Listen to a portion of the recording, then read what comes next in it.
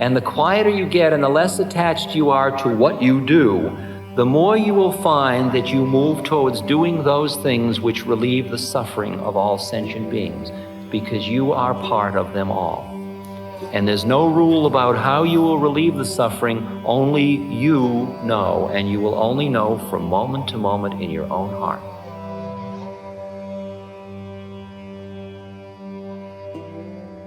Welcome to the Ram Dass Here and Now podcast. This is episode 251, Resting in I Am.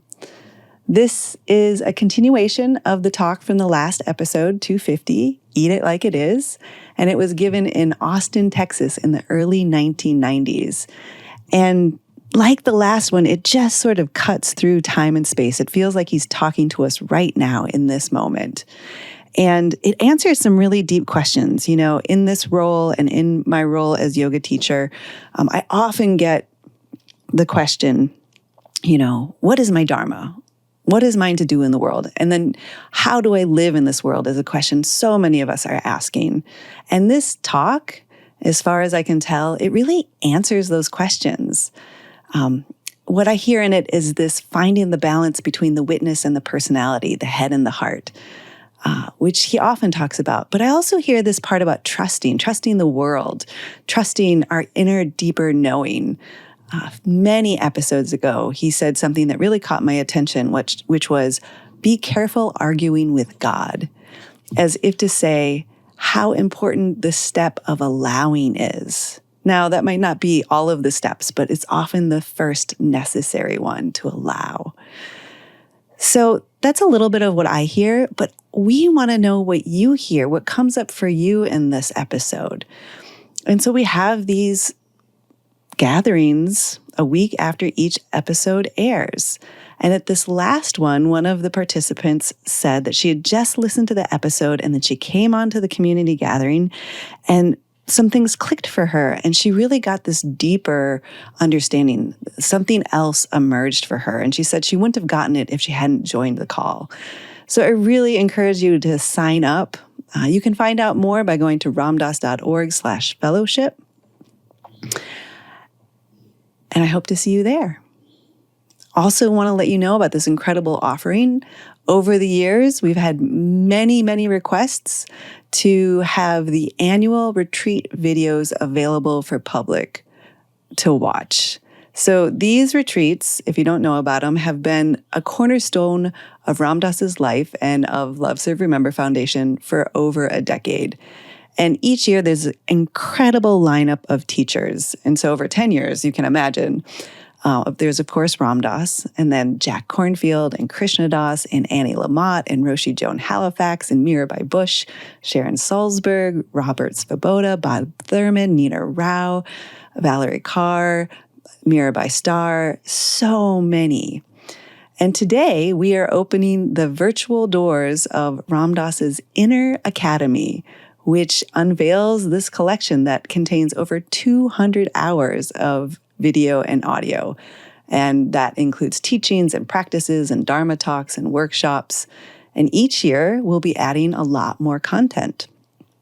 So it's really this incredible offer to dive deeper with some intimate conversations and sweetness that you may not have seen or heard before. So go to ramdass.org/courses to get more information.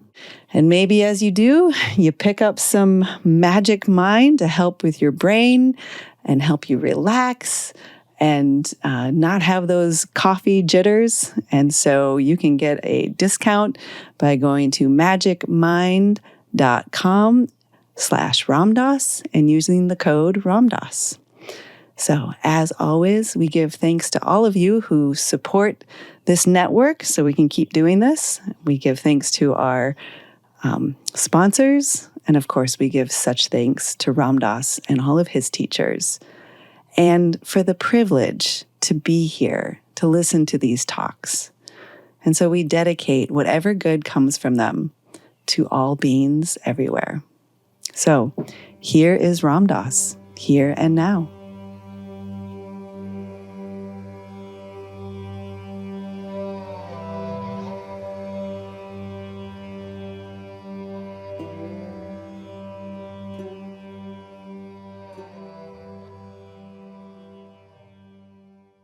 This is the place inside a being where in the scriptures they talk about a place where there is a niche, where a candle burns, where the winds of stuff come and blow and push and pull, and the flame never flickers.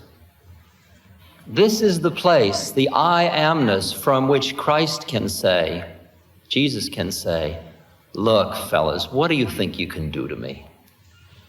What are you going to do? Scorn me? You're going to put thorns in my head? Go ahead.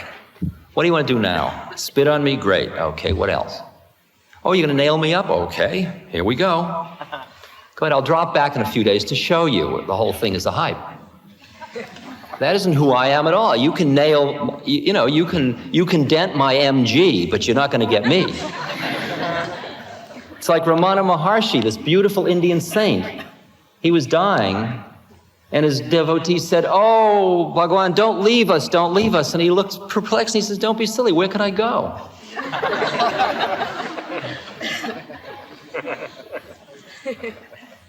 Hakuin, the Zen poet, says, your coming and going is nowhere but where you are.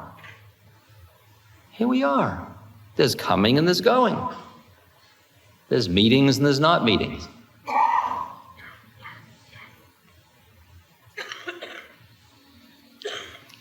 To rest in I am makes the whole world look quite different than if you are busy being somebody doing something. Now, from the place of I am, here's where it gets really interesting. From the place of I am, when you look out at the universe of forms, there's a rose. How beautiful. How beautiful that the law manifests that way. But as the musicians were singing to Shiva, there's also the chaos. There's storms. There are plagues.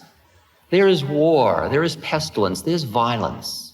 There's fear. There's loneliness. There's lust. There's anger. There's doubt. How perfect. How absolutely beautiful. Doesn't that sound creepy? How could you be in a place where you could look at all of the stuff of the condition of forms and appreciate the perfection of God made manifest? It's just like looking at law. If you study psychology and the laws of human motivation, if you study genetics and the laws of the DNA, if you study physics, if you study chemistry, if you study anthropology, if you study history, if you study archaeology, if you study astronomy, astrology, on and on and on and on, all you see is the exquisite beauty of law. I once was teaching at Esalen in California many years ago, and they gave me a house up in the hills, and it came complete with a cat. And it was a very lovely cat, and I liked the cat a lot. And every morning I would sit down to meditate. And the cat loved me a lot, apparently. And the cat would go out in the morning and catch its morning food, which was often a little lizard or a mouse. And then because it loved me, it would come and bring its food to eat hanging out with me. And it would sit right down here, often with a lizard who was still alive with its tail flapping. And I was busy being holy and meditating. And there would be, I could feel the cat and this furry, lovely cat I loved hitting and playing with this thing and eating it, and the lizard flapping its tail. And I felt bad for the lizard, and I hated the cat. But I loved the cat, and I didn't know who to hate and who to love. I was very confused. I was so busy judging that I couldn't accept the fact that this was the way it was. Cats do eat lizards. How do you like that? And they're not bad, you bad cat. What are you going to do, teach the bad cat not to eat the lizard? We can breed a group of soy-eating cats.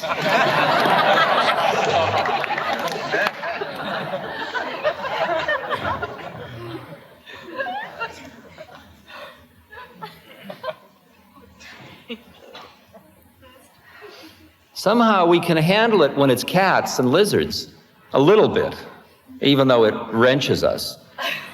But boy, when it gets to be, humans, well, that's a whole different matter, isn't it? If you were resting in your I am, you would look and you would see only the perfection of it all. And you would see that what we did in the 60s is what created Ronald Reagan in the 80s. You would see the way polarities work. You'd see the way forces polarize and what you feed the opposite. And you'd see all this stuff happening. You just see it as law unfolding right before you. You'd see that all of it is the creation of the 5 hindrances that Buddha pointed out come with a human birth. Lust and greed, that's just one, that isn't even 2. Lust and greed, then there's hatred and ill will, then there's agitation, then there's our old friends sloth and torpor, and then there's doubt. You all have them, otherwise you wouldn't be here, or you just came down to bless us.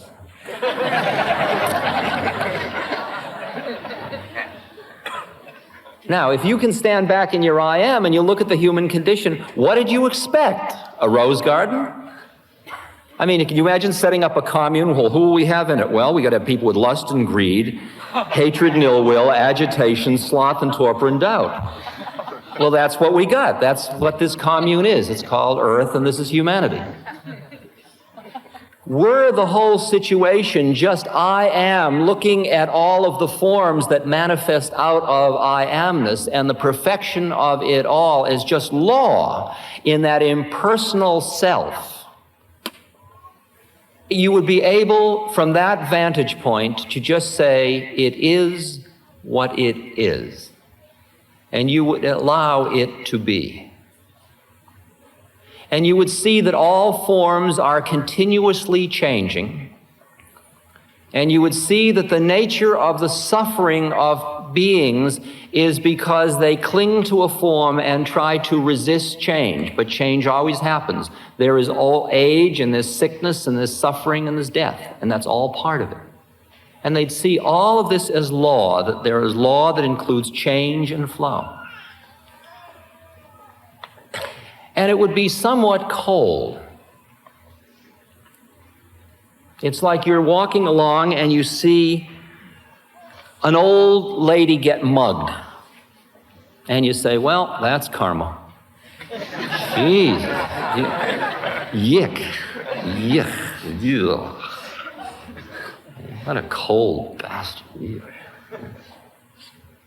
But you and I are in an interesting predicament now. Because as I said, since we are impeccable warriors, we are not just the I am, we are also these entities, souls, we are also all the rest of it. We also are human beings with bodies and personalities and human hearts. And when you look at what the world looks like through your human heart, it is really horrible. And it really hurts. Because you have the qualities of empathy, an ability to feel what it feels like for another person to suffer. And if the baby cries out of real pain, we all feel that pain.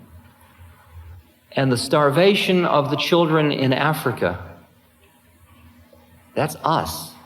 That's fellow human beings, and we're feeling it. And as a human being, the pain is all but unbearable. And if you are only human,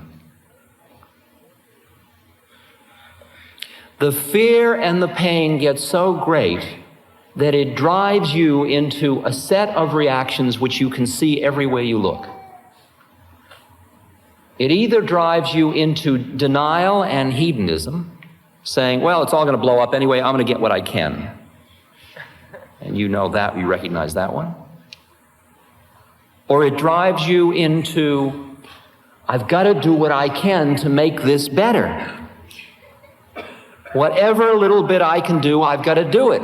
I've got to help somebody. I've got to do something.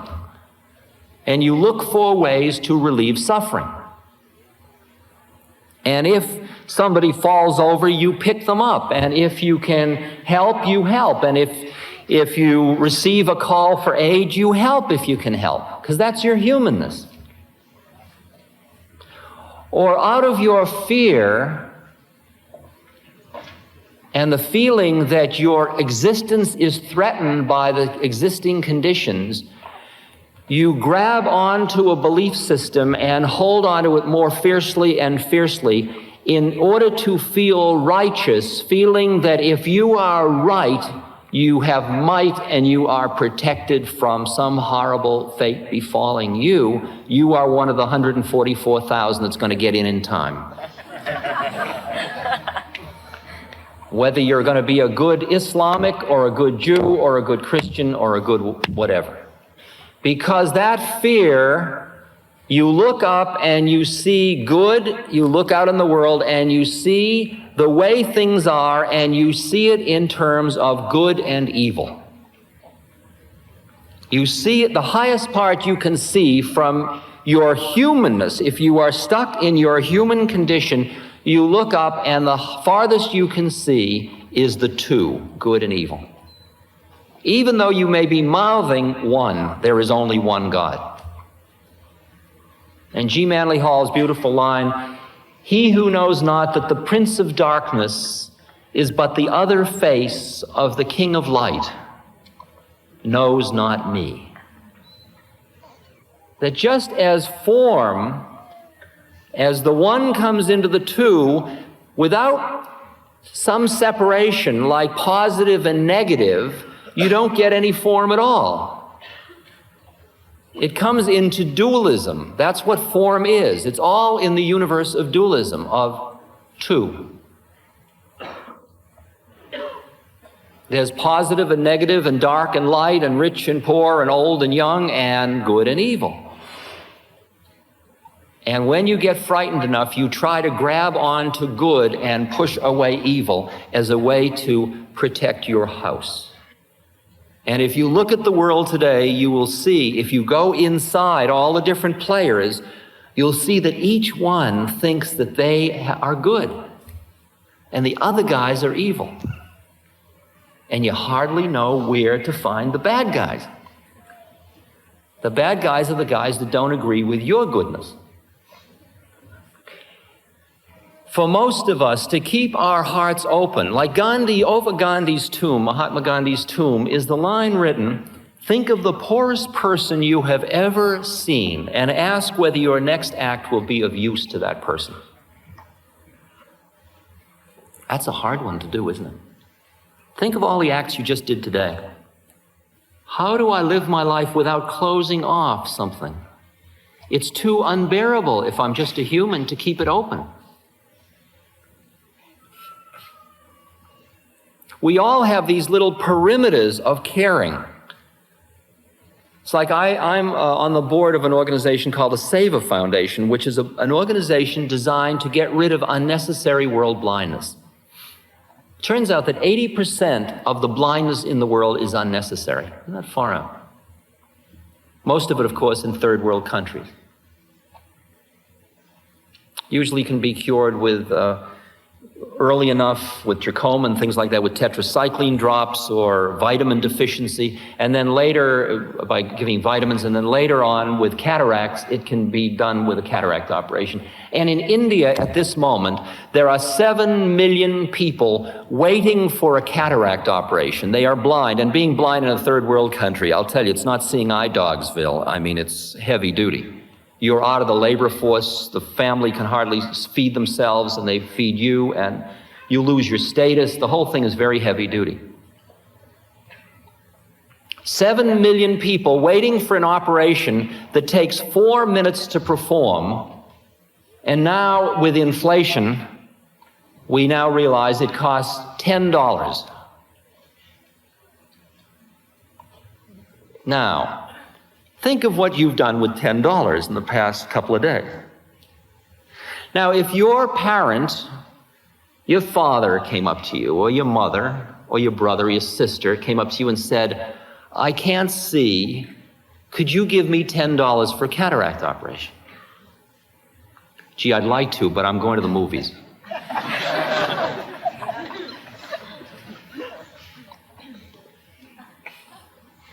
Well, how about if it was your uncle, even one you don't like? Or your uncle's friend, or somebody that came up to you on the street that was blind and said, look, I'm blind, I'm not asking for a handout, but would you give me $10 so that I can get my sight back? Where could you be going that you wouldn't make every attempt to do that? Because that being was right in front of you. But somehow those 7 million people over there, they're them. Somehow or other, we are saved from it a little bit. Because it's too unbearable for us to live our life. I don't think that the instruction of thinking of the poorest person has any therefore I should in the shoulds.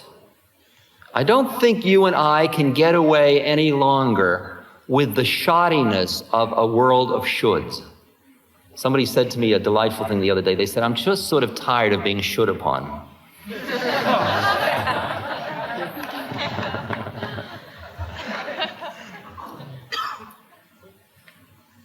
I think we have to demand more of ourselves.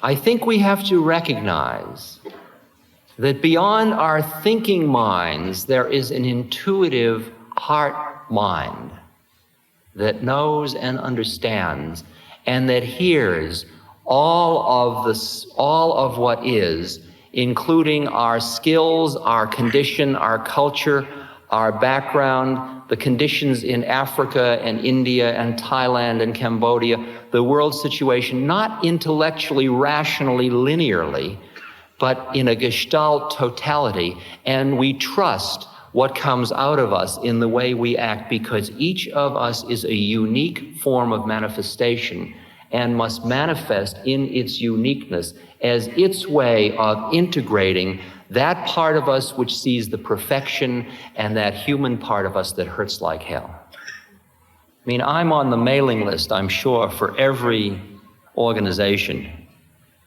and that needs money. And in just a week's time, I'm sure I'm not on every one, but in just a week's time, I will be invited to contribute to the disappearing bird population, the whales, Amnesty International, where human beings are being tortured, Feed the Children, the fight against the moral majority, being asked by Kennedy or McGovern or somebody. On and on and on. I mean, just piles of this stuff. How do I decide which leper do I give the money to? Somebody says, don't you realize the anti-nuclear people? Well, this is the important one. I mean, if this one goes up, all the rest of it goes. See? But I could imagine, last winter I spent some time in Florence, Italy, hanging out with Michelangelo, because he's like really there. And I could imagine, I was studying the history of all that scene, and I know the Medicis were really quite outrageous. And I could imagine at some point, people coming along and Michelangelo's chipping away at something, and they say, hey, Mike, come on, don't screw around with a stone. We got to get out and protest. See? And Mike says, no, gee, I really have to work on this stone today. Oh, Mike, come on, there are important things to do. Well, the Medicis are long gone. But Michelangelo's work in the Sistine Chapel and those statues, those are a statement of the way God manifests through the human heart. Just as Bach is, and just as Mick Jagger is, and just as on and on and on. Just as anybody that transcends and lets their art come through their form.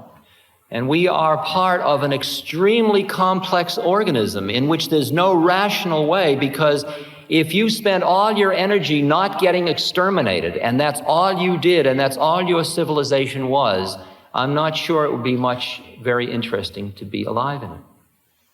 And yet you can't walk away from it. So a mother comes up to me and she says, I'd love to meditate, but my kids are so... And I say, dear heart, your way to God is through your kids, not in spite of them. And the cacophony, the jarring quality, instead of allowing the meditation to be just what is, just what is.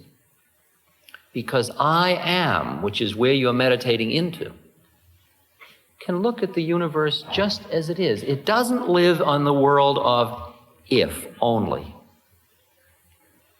Look at how much in your own life you do with the if only. If only people would see the value of peace. If only I didn't have this wart. If only I had more money. If only I were older. If only I were younger. If only I didn't have cancer. If only I lived in a warm climate with the ocean. If only I lived in a cold climate. But if only it's perfect, but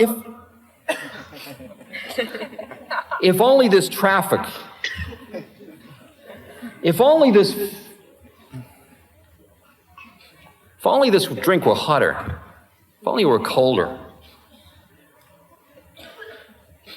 if only I were more rested, if only I had more space to myself. From the place of I am, you see all those if onlys as just law. Oh, there's more if onlys. See, look at those little if onlys just all over the place. How interesting. The fun is playing all these games inside yourself all at once. If you just go into your I am, you are completely cold and you're missing, as Emmanuel said to me, you're in a schoolroom, why don't you take the curriculum? The curriculum is your humanity. You're a human being. You've got a human heart, you've got passions, you've got desires, you've got fears, you've got excitement, you've got curiosity, you've got loneliness, you've got jealousy, you've got pain, and wow, it's rich and thick. If you push it away just to get high, to go to La La Land, you're missing the show. The show isn't looked at from afar, it's participated in. But if you're only participating, you're like Lady Macbeth, you're Lady Macbeth on the stage. Then you go off stage and you still think you're Lady Macbeth.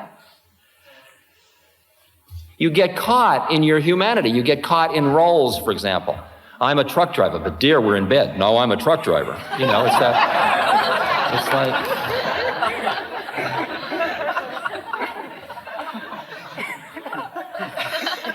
I mean, if you look at your own life, you'll see how you buy into a role and it gets so real. I'm a mother. Yeah, but your children are 40 years old. I'm a mother. You know, it's like...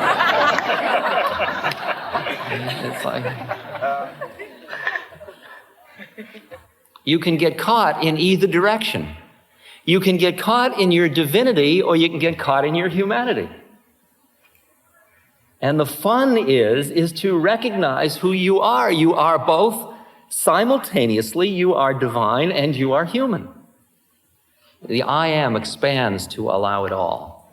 You just allow it all. And then you do what you need to do. And you will feel the way in which your part in humanity must manifest. And trust it. It may be to care for children. It may be to meditate. It may be to work with your own desires for pleasure. You'll notice that even when you're in the middle of the most greedy, lustful act from one point of view, there'll be a little bit of consciousness noticing it all. Once you start to awaken, though you may want to, you can't quite get back to sleep again. You'll say, look, I just want one more rush. I want one more trip uninterrupted by God. Hey, God, would you look the other way? I just want one more pizza. You know, I just want to be able to eat the pizza and just be the eater of the pizza. I don't want to be eating a pizza, eh? You know, I don't want to be that. I don't want to be a judge. I don't want to be a noticer. I just want to eat the pizza. Leave me alone already. But unfortunately, once it happens, it just keeps being there until finally, instead of pushing it away, you see how it enriches every moment. How the moments get thicker and thicker, the immediacy of what is, even the worst mucky stuff, it just gets thicker and richer and thicker and richer. And the quieter you get and the less attached you are to what you do, the more you will find that you move towards doing those things which relieve the suffering of all sentient beings, because you are part of them all. And there's no rule about how you will relieve the suffering, only you know, and you will only know from moment to moment in your own heart. This podcast is brought to you by the Love Serve Remember Foundation and ramdas.org. We appreciate you listening, and we appreciate all the support that you've given us. Please continue that support and donate at ramdas.org. We can then continue to share what Ram Dass has been sharing for all of these years. Thank you.